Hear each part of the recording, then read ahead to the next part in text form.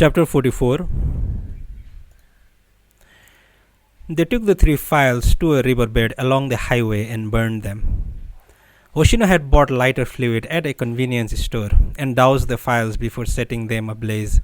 Then he and Nakata stood by silently as they watched each space become engulfed in flames. There was barely a hint of wind, and the smoke rose straight up, getting lost among the low-hanging grey clouds. "So we can't read any of these papers?" Hoshino asked. "No, we're not supposed to," Nakata replied. "I promised Miss Saiki we wouldn't, and my job is to keep that promise." "Yeah, keeping promises is important," Hoshino said, wiping away sweat from his forehead. "It would be nice if we had a shredder, though. That would surely make it a lot easier. Copy shops have big shredders you can rent pretty cheap. Don't get me wrong, I'm not complaining. I'm just kind of hot to make a bonfire this time of year. If it were winter, that'd be another story." "I'm sorry, but I promised Miss Saiki I'd burn it all up, so that's what Nakata has to do." "Okay, then I'm in no rush. A little heat's not going to kill me. It was just what do you call it? A suggestion." A cat sauntering along stopped to watch, a skinny brown striped cat whose tail was slightly bent at the tip. A personable cat, by the looks of it. Nakata badly wanted to talk with it, but decided he'd better not, since Hoshino was with him. The cat wouldn't be able to relax unless they were alone. Besides, Nakata wasn't at all confident he could speak with cats like he used to. The last thing he wanted was to blurt out something weird and frighten the poor animal. Before long, the cat grew bored of watching the bonfire, stood up and padded away. A long while later, after the files were completely burned, Hoshino stumped the ashes into dust. The next strong wind would scatter all the remains. The sun was nearly setting by then, and crows were flying back to their nests. "Nobody's gonna read it now," Hoshino said. "I don't know what was written in it, but it's all gone. A bit of shape and form has disappeared from the world, increasing the amount of nothingness." "Mr. Hoshino?" "What's up?" "I have a question I'd like to ask." "Fire away." "Can nothingness increase?" Hoshino puzzled this over for a while. "That's a tough one," he admitted. "If something returns to nothing, it becomes zero. But even if you add 0 to 0, it's still 0. "I don't understand." "I don't get it either. Thinking about those things always gives me a headache." "So maybe we should stop thinking about it?" "Fine with me," Hoshino said. "Anyhow, the manuscript's all burned up. All the words in it have disappeared. It's gone back to nothing. That's what I wanted to say." "That's a load off my mind." "So this pretty much wraps up what we need to do here, right?" Hoshino asked. "Yes, we've almost finished what we need to do," Nakata said. "All that's left is to close up the entrance again." "That's pretty important, huh?" "It is. What's open has to be shut." "Well, let's get to it. Strike while the iron is hot and all that." "Mr. Hoshino?" "Yeah?" "We can do it now." "Why not?" "It's not time yet," Nakata said. "We have to wait for the right time to shut the entrance. Before that, I have to get some sleep. Nakata's so sleepy." Hoshino looked at the old man. "Wait a sec. You're not going to sack out for days on end again, are you?" "I can't say, but it may turn out like that." "Can't we take care of business before you zonk out? Look, once you shift into sleep mode, things kind of come to a halt." "Mr. Hoshino?" "What's up?" "I wish we could shut the entrance first. That would be wonderful. But I have to get some sleep first. I can't keep my eyes open anymore." "Like your batteries have fizzled out or something?" "I suppose. It took longer than I thought to do what we needed to do. All my energy is gone. Would you take me back to where Nakata can get some sleep?" "No problem. We'll grab a cab and head back to the apartment. Then you can sleep like a log if you want." Once they settled into the cab, Nakata started to nod out. "You can sleep as much as you want once we're back in the apartment," Hoshino said. "But hang in there until we get home, okay?" "Mr. Hoshino?" "Yep."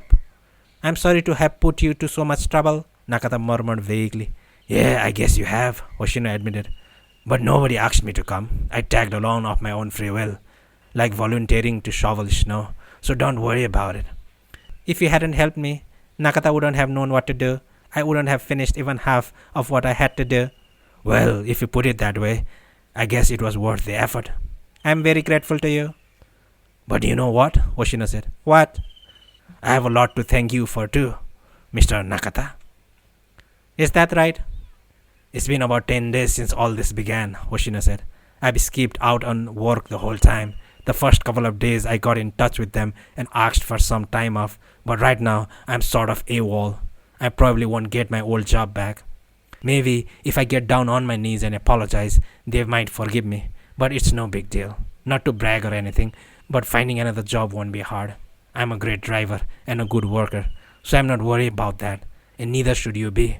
What I'm trying to say is that I don't have any regrets about being with you. These past 10 days, there's been a lot of bizarre stuff going on. Leeches falling from the sky, Colonel Sanders popping up out of thin air, hot sex with this drop-dead gorgeous philosophy major, swiping the entrance stone from that shrine, a lifetime of weird stuff packed into 10 days. Like we've been doing test runs on a roller coaster or something. Hoshino stopped here, thinking how to go on. But you know what, Gramps? Yes? The most amazing thing of all has been you, Mr. Nakata. You changed my life.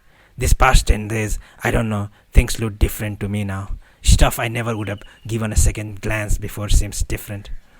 Like music, for instance. Music, I used to think was boring, really gets to me now. I really feel like I've got to tell somebody about this or bust. Somebody who'll understand what I've gone through.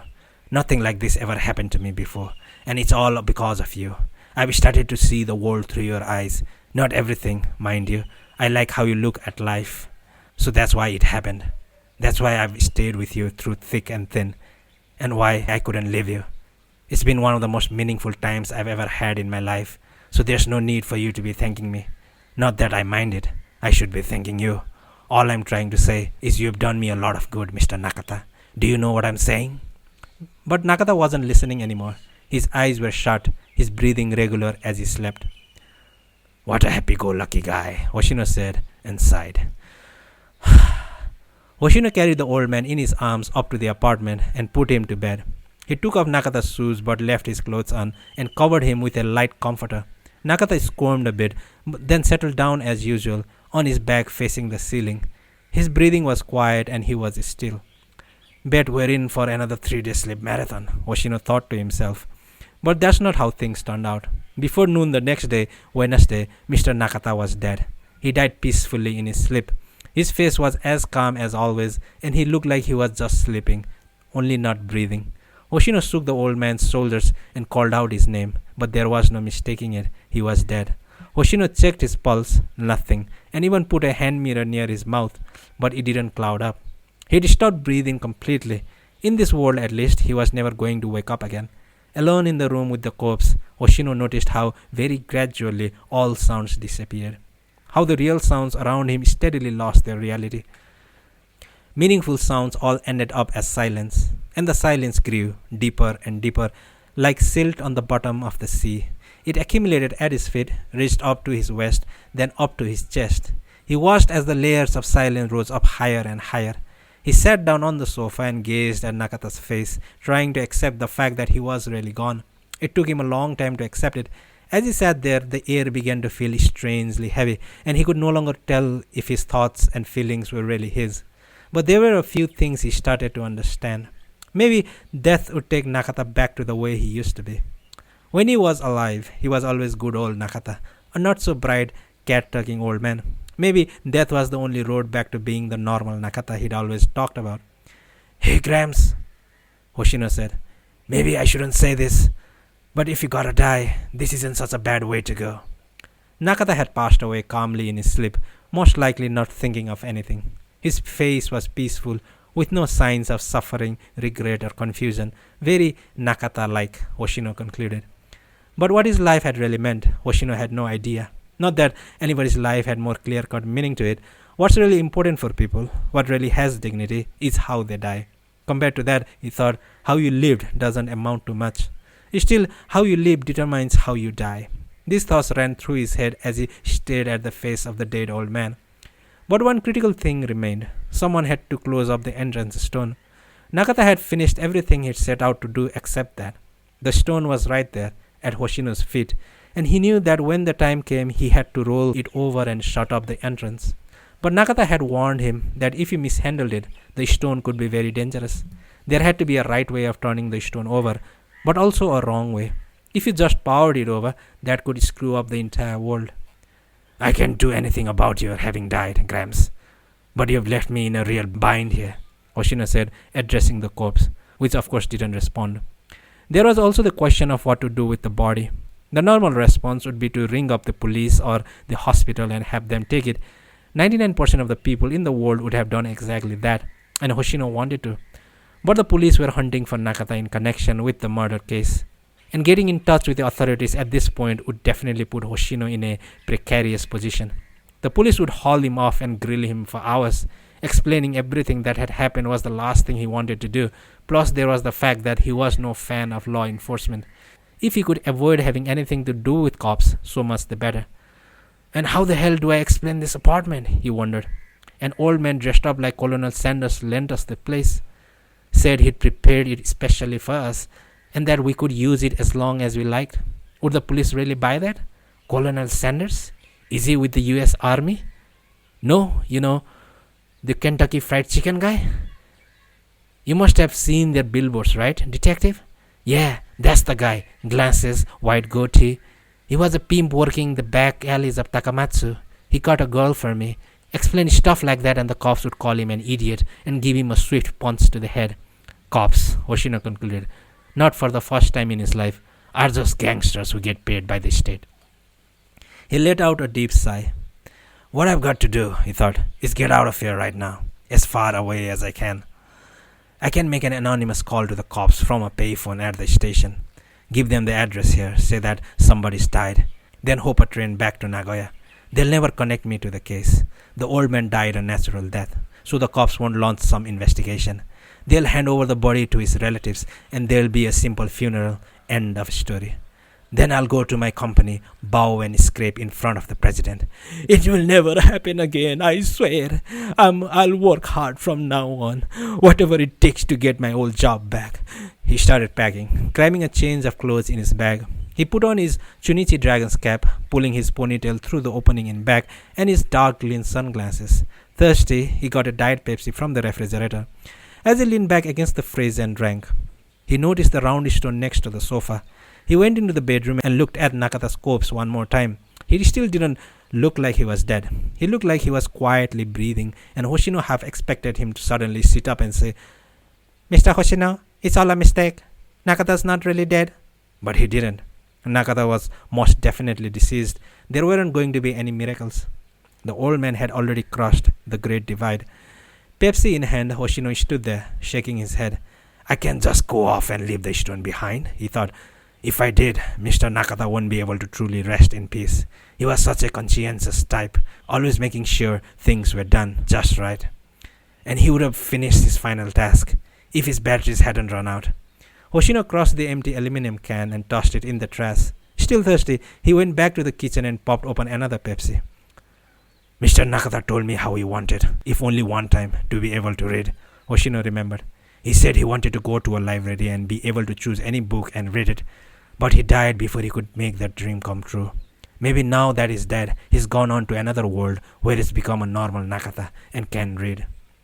As long as he was in this world, though, he never could. In fact, his final act on Earth was quite the opposite, burning of writing. Sending all those words on the pages off into the void. Kind of ironic when you think about it. That being the case, though, Hoshino thought, I need to fulfill his final wish. I've got to close the entrance. I wasn't able to take him to the movies or the aquarium, so it's the least I can do for him, now that he's gone. He drained his second can of Pepsi, went over to the sofa, crouched down, and tried lifting the stone. It wasn't so heavy, not exactly light either, but it didn't take all that much to lift it up. About as heavy as the kind of stones used to weigh down pickles as they ferment. That means right now it's just a stone, Hoshino thought. When the stone's acting as an entrance, it's so heavy you have to kill yourself to pick it up. But when it's like this, it's just an ordinary stone. Something extraordinary has to happen first for the stone to become as heavy as it did and change into the entrance stone, like lightning striking all over town or something. Hoshino went to the window, opened the curtain, and gazed up at the sky from the veranda. The sky was the same as the day before, a mass of drab grey clouds. But it didn't look like it was going to rain, much less thunder. He perked up his ears and sniffed the air, but everything seemed the same as yesterday. Steady as she goes seemed to be today's theme for the world. Hey, Gramps, he said aloud to the dead man. Guess I just have to wait here with you for something out of the ordinary to happen. What the heck that could be, I have no idea. Or even when it might take place. Plus, it's June, and your body's gonna decay and start to stink pretty soon. I know you don't want to hear this, but that's nature for you. And the more time that passes, and the later I get in touch with the cops, the worse it'll get for me. I mean, I'll do whatever I can, but I just wanted you to know the situation, okay? There was no reply, of course. Hoshino wandered around the room. That's it. Colonel Sanders might get in touch. He'd know what to do with the stone. Him you could always count on for some warm-hearted practical advice. But no matter how long he stared at the phone, it just sat there, a silent, unnecessarily introspective object. Nobody knocked on the door, not a single letter arrived, and nothing out of the ordinary happened. The weather stayed the same, and no flashes of inspiration struck him. One expressionless moment after another ticked by. Noon came and went, the afternoon quietly reeling into twilight. The hands of the electric clock on the wall skimmed smoothly over the surface of time like a whirligig beetle. And on the bed, Mr. Nakata was still dead. Hoshino didn't feel hungry at all. He had 3 cans of Pepsi and dutifully munched on some crackers. At 6 p.m., he sat down on the sofa, picked up the remote, and switched on the TV. He watched the NHK evening news, but nothing caught his attention. It had been an ordinary day, a slow news day. The announcer's voice started to grate on his nerves, and when the program was over, he turned off the TV. It was getting darker outside, and finally night took over. An even greater stillness and quiet enveloped the room. Hey, Gramps, Hoshino said to Nakata. Could you get up? Just a few minutes? I don't know what the hell to do, and I miss your voice. Naturally, Nakata didn't reply. He was still on the other side of the divide. Wordlessly, he continued as he was, dead. The silence grew deeper, so deep that if you listen carefully, you might very well catch the sound of the earth revolving on its axis. Hoshino went out to the living room and put on the Arctic Trio. As he listened to the first theme, tears came to his eyes. Then the floodgates opened. Jeez, he thought, when was the last time I cried? He couldn't remember.